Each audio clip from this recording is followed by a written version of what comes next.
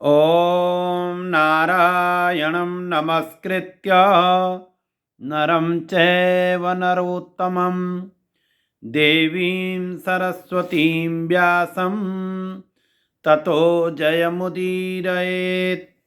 नमस्कार, स्वागत है आपका हमारे चैनल पर। आज हम चर्चा कर रहे हैं माघ मास के शुक्ल पक्ष की एकादशी के विषय में।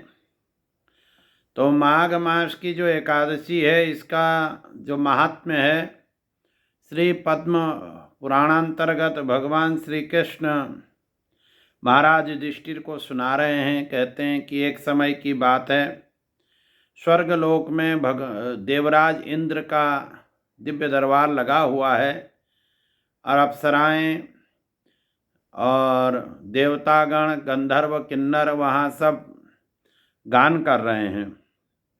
तो उन्हीं में पुष्पदंत और चित्रसेन नाम के गंधर्व हैं, उनके पुत्र हैं माल्यवान, और गंधर्वों की ही पुत्री है पुष्पवंती। तो माल्यवान और पुष्पवंती गान कर रहे हैं, नृत्य कर रहे हैं। तो माल्यवान पुष्पवंती के ऊपर मोहित हो गए, नाचते गाते एक दूसरे के ऊपर मोहित हो गए, और इसके कारण उनका जो स्वर है वो भंग हो गया। कभी गाना बंद हो जा रहा है, कभी नाचना बंद हो जा रहा है, क्योंकि वो दोनों अपने लक्ष्य से भटक गए। एक दूसरे पर मोहित होने के कारण मन की चंचलता हो गई। यह देख करके इंद्र को क्रोध आ गया। तो उनको क्रोध आया, उन्होंने कहा, अरे तुम लोगों को धिक्कार है, जाओ तुम लोग पिशाच बन जाओ।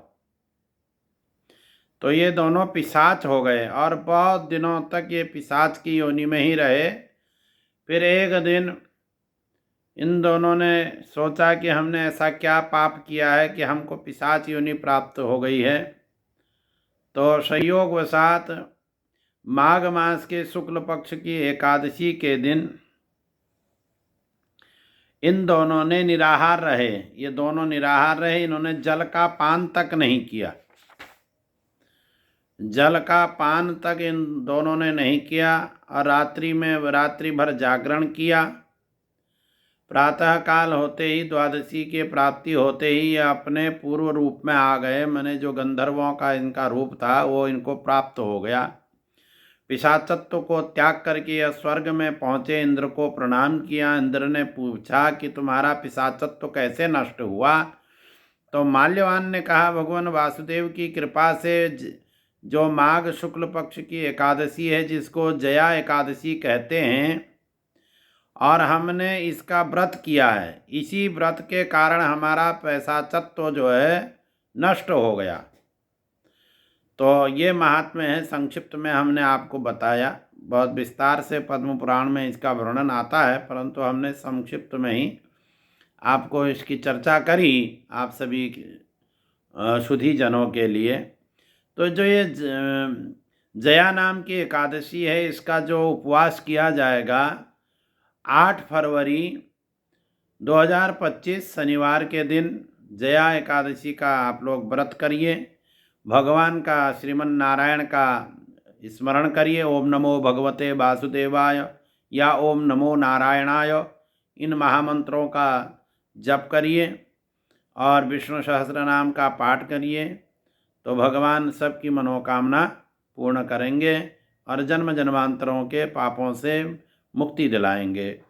तो जैसा कि आप जान रहे हैं, यह इस साल भारतवर्ष की भूमि पर प्रयागराज में कुंभ का भी प्रसंग चल रहा है। अभी कुंभ है, यद्यपि साधु महात्मा लोगों का तो कुंभ बसंत पंचमी के दिन ही पूरा हो जाता है, और आगे का कुंभ वो लोग काशी में जाकर के करते हैं। प्रयागराज का कुंभ का नियम है कि बसंत पंचमी तक साधु महात्मा प्रयागराज जी में स्नान करते हैं, और इसके बाद शिवरात्रि वाला जो स्नान उनका होता है वह काशी में होता है। तो अब ये सारे अखाड़े काशी के लिए प्रस्थान कर रहे हैं। धर्म ध्वजाएँ काशी की ओर बढ़ रही हैं, बाबा विश्वनाथ के चरणों में आप जा रही हैं धर्म ध्वजाएँ।